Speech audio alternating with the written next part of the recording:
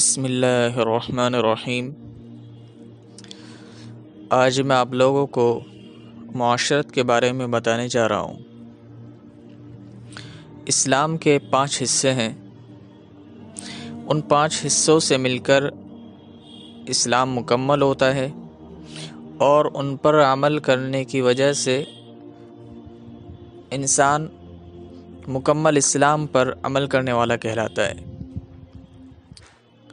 ان میں سے ایک عقائد ہیں، دوسرا عبادات ہیں، تیسرے نمبر پر معاملات ہیں، چوتھے نمبر پر اخلاقیات ہیں اور 5ویں نمبر پر معاشرت ہے۔ آج کل عام طور سے لوگ عبادات کو تو جانتے ہیں، عبادات کو دین سمجھتے ہیں، عقائد کو بھی دین سمجھتے ہیں، اس لیے ان پر عمل بھی کرتے ہیں، لیکن جو اخلاقیات ہیں، معاملات ہیں اور معاشرت ہے، اس کو سرے سے لوگ جانتے ہی نہیں کہ یہ بھی دین کا حصہ ہے، اس لیے ان کو سیکھنے کی کوشش بھی نہیں کرتے، ان کو جاننے کی کوشش بھی نہیں کرتے۔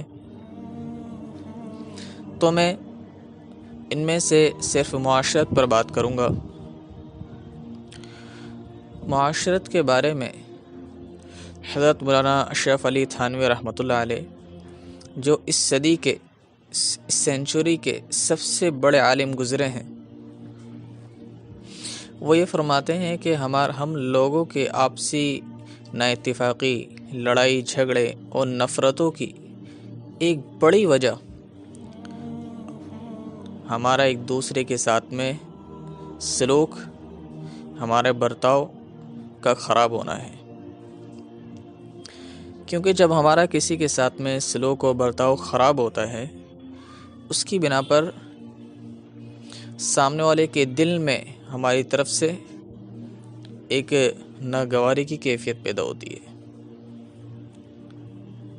اس کے دل میں ہماری طرف سے تنگی آ جاتی ہے، جس کی بنا پر آپس میں دل مل نہیں پاتے اور سامنے والے کی چھوٹی چھوٹی باتیں بری لگنے لگتی ہیں، جس کی بنا پر ایک دوسرے کے لیے نفرتیں پیدا ہو جاتی ہیں اور لڑائی جھگڑے تک نوبت پہنچ جاتی ہے۔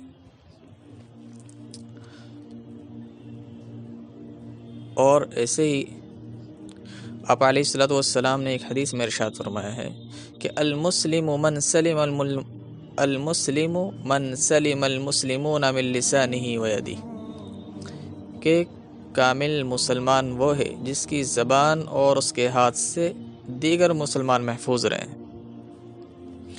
تو اس کا مقصد ہے کہ ہماری صرف زبان اور ہاتھ سے نہیں، بلکہ ہمارے کسی بھی عمل سے سامنے والے کو تکلیف نہ پہنچے، نہ ہمارے ہاتھوں سے، نہ ہماری زبان یعنی ہماری گفتگو سے، اور ایسے ہی ہمارے کسی بھی عمل، کسی بھی حرکت اور کسی بھی حالت سے سامنے والے کو تکلیف نہ پہنچے۔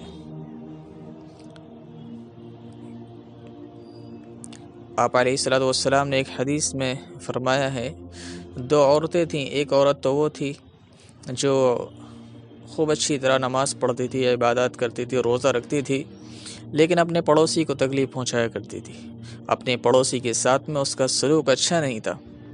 لیکن ایک عورت وہ تھی جو فرائض میں تو کمی اور کوتاہی کرتی تھی، لیکن اپنے پڑوسی کو تکلیف نہیں پہنچاتی تھی۔ تو آپ علیہ الصلوۃ والسلام نے اس عورت کو تو جنتی فرمایا، لیکن اس عورت کو جو عبادات کرتی تھی لیکن اس کی معاشرت، اس کا سلوک اچھا نہیں تھا، تو اس کو آپ نے جہنمی فرمایا۔ تو یہ معاشرت کی اہمیت ہے، تو اس کو ہمیں سیکھنے کی ضرورت ہے اور اس پر عمل کرنے کی ضرورت ہے۔